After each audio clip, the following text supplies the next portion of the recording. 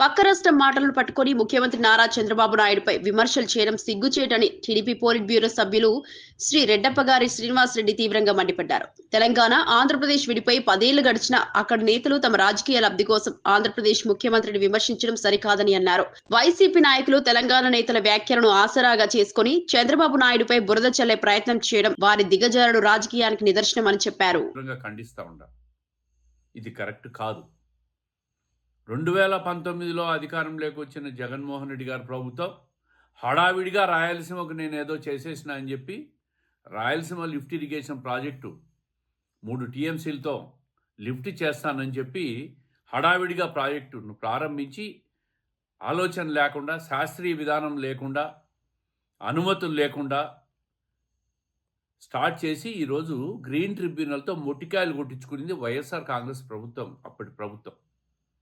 అప్పటి ప్రభుత్వంలోనే green tribunal ఈ రాయలసీమ లిఫ్ట్ ఇరిగేషన్ను ఆపేసిందన్న విషయాన్ని వైఎస్ఆర్ పార్టీ వాళ్ళు గుర్తుపెట్టుకోవాలి. మీ హయాంలో మొదలుపెట్టి మీ హయాంలోనే నేషనల్ గ్రీన్ ట్రిబ్యునల్ ఆపేస్తే అది ఈరోజు పక్క రాష్ట్రంలో వాళ్ళు ఏదో మాట్లాడితే దాన్ని చంద్రబాబు నాయుడు గారి మీద విమర్శలు చేసే ప్రయత్నం చేసి ఏమీ దొరక్క ప్రతి ఒక్కరు కూడా చంద్రబాబు నాయుడు గారు రాయలసీమకు అన్యాయం చేశాడని మాట్లాడుతున్నారా? దీన్ని ప్రజలు విశ్వసిస్తారా?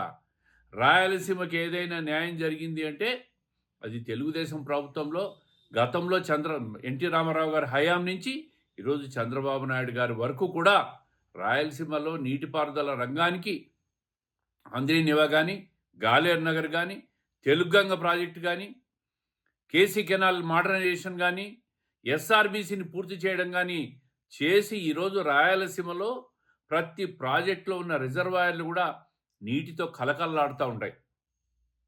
మీలాగా ఏదో రాయలసీమకు చేసేస్తున్నామని చెప్పి డ్రామాలాగా ఒక రాయలసీమ లిఫ్ట్ ఇరిగేషన్ ప్రారంభం చేసి ఆదిలోనే దానికి తూట్లు పొడిచి గ్రీన్ ట్రిబ్యునల్ ముందట వాదనలు కూడా వినకుండా, కౌంటర్ అఫిడవిట్ కూడా వెయ్యకుండా వదిలేసింది వైఎస్ఆర్ కాంగ్రెస్ పార్టీ అప్పటి ప్రభుత్వం. ఈరోజు పక్క రాష్ట్రంలో ఏదో మాట్లాడితే మా మీద నింద వేసే ప్రయత్నం చేస్తుంటారు. ఇది మంచి పద్ధతి కాదు. దీన్ని నేను ఖండిస్తూ ఉండా.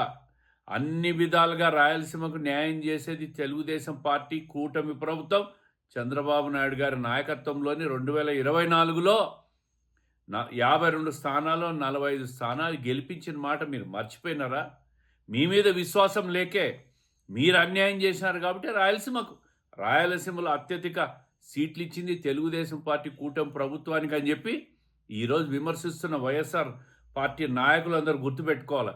సిగ్గు లేకుండా పక్క రాష్ట్రం నుంచి ఏదో ఒక పాయింట్ దొరికితే రాష్ట్రంలో ఏమీ లేదన్నట్టుగా పక్క రాష్ట్రం నుంచి పాయింట్ అందుకొని విమర్శించేదానికి స్థాయికి మీరు దిగజారిపోయినారని చెప్పి రాష్ట్రంలో ఉన్న వైఎస్ఆర్ కాంగ్రెస్ పార్టీ వాళ్ళని చూసి ప్రజలు అసహించుకుంటున్న విషయాన్ని గుర్తు చేస్తూ రాయలసీమకు ఏదైనా చేయగలిగింది, చేసింది, చెయ్యబోయేది ఒక్క తెలుగుదేశం పార్టీ, అది చంద్రబాబు నాయుడు గారి నాయకత్వంలోనే జరుగుతుందనే విషయాన్ని మరొక్కసారి స్పష్టం చేస్తూ పక్క రాష్ట్రంలో మాట్లాడిన ముఖ్యమంత్రి మాటలను నేను తీవ్రంగా ఖండిస్తూ ఉంటాను.